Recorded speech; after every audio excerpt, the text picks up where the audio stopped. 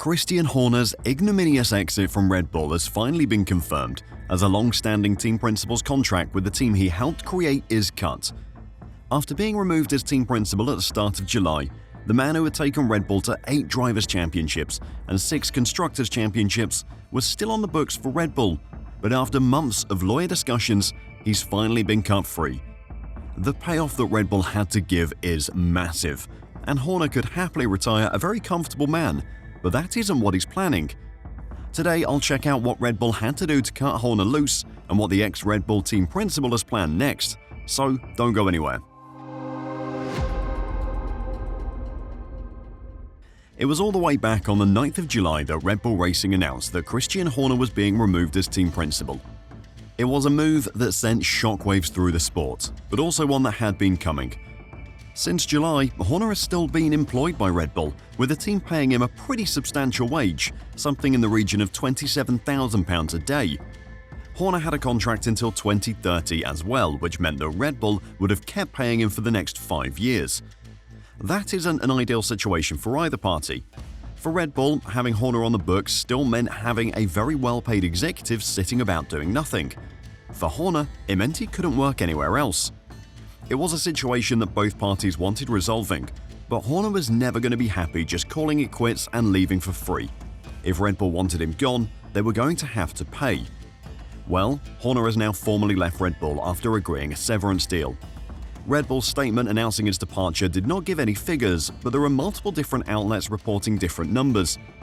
BBC Sport reported that they were very confident their sources would know the correct figure and said it was €60 million.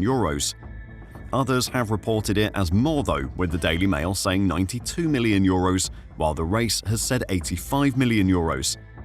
The BBC Sport figure seems to be the most likely though. Horner was earning a reported €12 million a year at Red Bull, and with 5 years left on his contract, then a payout of €60 million makes sense. A €60 million settlement essentially equates to the last 5 years of his contract being paid out.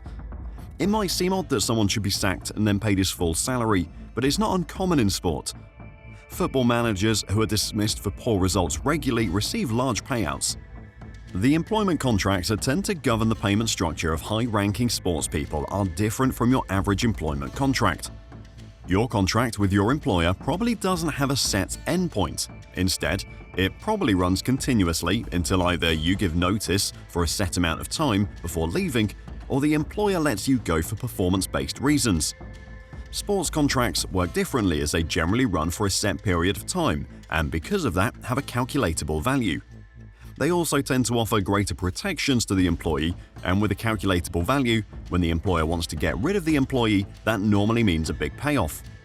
In this case, presumably Horner and his lawyers would argue that he did not deserve to be sacked and should receive compensation on top of his salary and start with a high number. Red Bull would argue that the sacking was justified, and therefore, if there were going to be a settlement figure, it should be considerably lower. There may also have been a desire to reward him for the success to which he led the team, regardless of how the relationship ended. In the end, a compromise is reached that both parties are happy with. While a payout in this manner isn't unusual, the amount of money Horner is getting is a surprise.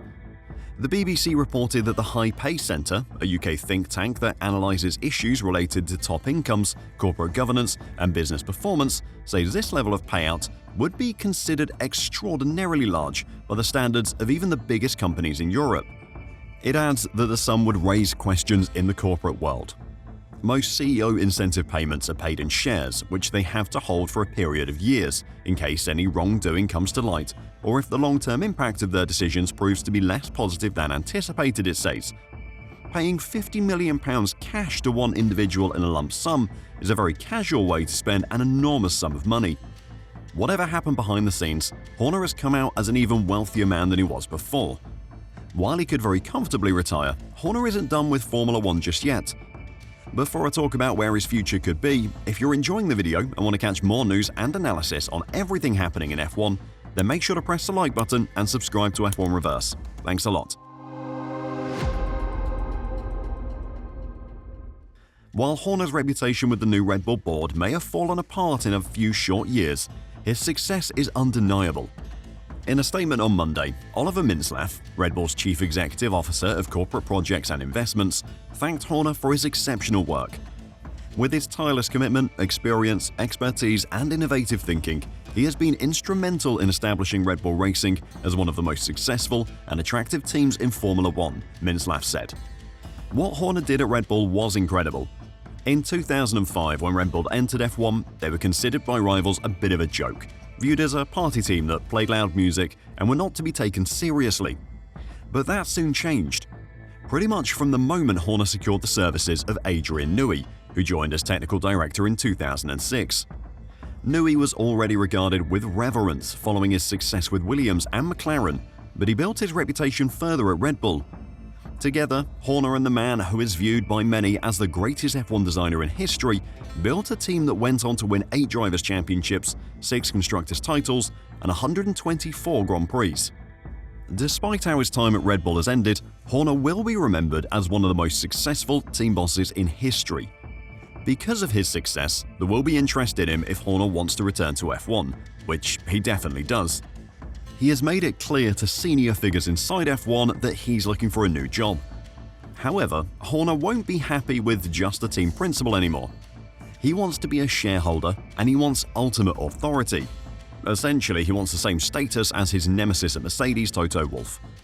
Horner had always been jealous of Wolff's team since Mercedes returned to F1 in 2010. Wolff's one-third ownership of Mercedes and his engine department meant he had complete autonomy as team boss, able to make decisions as he wanted without having to answer to anyone above him. Horner isn't just going to take a job at a team like Ferrari, which he was heavily linked with after being sacked by Red Bull. Ferrari would offer him no autonomy and would constrain him in ways he would hate. For Horner to get the freedom he wants, he needs to look to teams that he can buy significant shares in.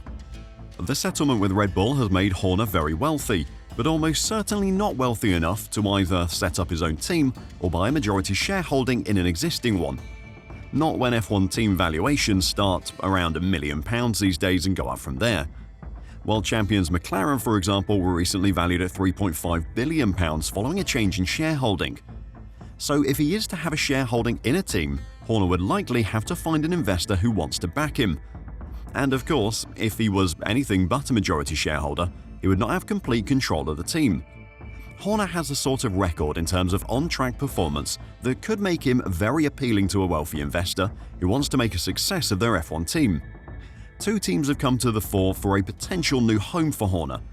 According to the Daily Mail, Haas is a very likely new home. Haas are currently owned by Gene Haas, who's been reluctant to invest heavily in the team since joining the grid in 2016. Haas have recently joined forces with Toyota, however the scale of that partnership is still quite minimal.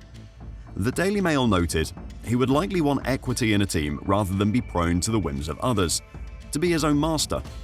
Haas, the American team, are muted by some decent sources as a possible destination. A buy-in to Haas would require some financial backing from elsewhere though, which makes Alpine a potentially easier fit. Horner has a close relationship with Flavio Briatore, who is currently acting as team leader at Alpine. Rumours have suggested that the 75-year-old could look to bring his friend on board in Enstone. Ralf Schumacher has hinted that Horner could replace Briatore at the top if he were to join Alpine. Journalist John Noble says it would give the former Red Bull boss a clean slate to repeat his success in Milton Keynes. Alpine, we know Christian Horner is very good friends with Flavio Briatore. Alpine's obviously going under a restructuring under Briatore, he said via the race YouTube channel. The Alpine links make more sense than Haas. Gene Haas has had plenty of options to sell his team over the years, especially when the COVID pandemic almost caused them to go bust, but he hasn't. Alpine, on the other hand, have looked less and less interested in recent years. They've closed down their engine department and brought in Briatore to manage the team for them. Horner and Briatore together, probably with the backing of a Middle East-based entity, could make an offer to Alpine that would give Horner a big enough stake in the team to run it as he wished. But what do you think? Where will Horner next appear in Formula One? Let me know your thoughts in the comments down below, and until next time, drive safe and bye for now.